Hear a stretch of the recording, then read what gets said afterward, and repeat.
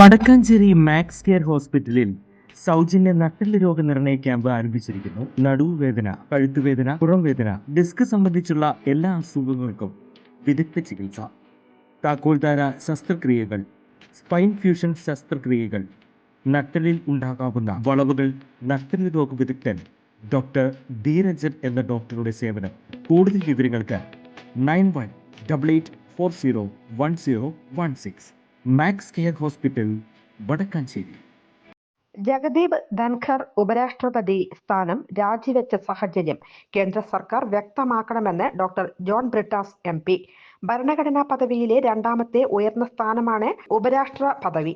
ഈ പദവിയുടെ അന്തസ്സ് സംരക്ഷിക്കുന്നതിനും പുറത്തുവരുന്ന അഭ്യൂഹങ്ങൾക്ക് മറുപടി നൽകാനും കേന്ദ്ര സർക്കാരിന് ബാധ്യതയുണ്ട്.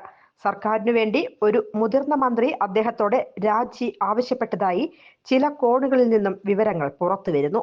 സ്ഥാനാർത്ഥിത്വ സമയത്ത് ജഗദീപ് ധൻഖറിനെ കർഷകപുത്രൻ എന്നാണ് പ്രധാനമന്ത്രി ആവേശത്തോടെ വിശേഷിപ്പിച്ചത്. എന്നാൽ അദ്ദേഹത്തിന് രാജിക്ക് ശേഷമുള്ള നിഗൂഢതയും വൈകിയ പ്രസ്താവനയും ഗൂഢാലോചനയും ദുരൂഹതയും വർദ്ധിപ്പിക്കുന്നു.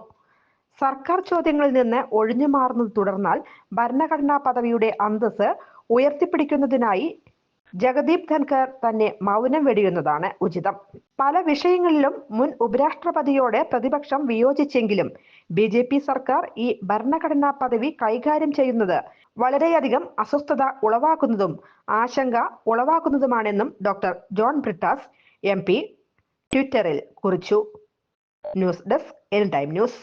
കൂടുതൽ വാർത്തകൾക്ക് ഞങ്ങളുടെ ചാനൽ സബ്സ്ക്രൈബ് ചെയ്യുക. ഫേസ്ബുക്ക് ഫോളോ അപ്പ് ചെയ്യുക. വാർത്തകൾ വേഗത്തിലറിയാൻ Anytime ന്യൂസ്.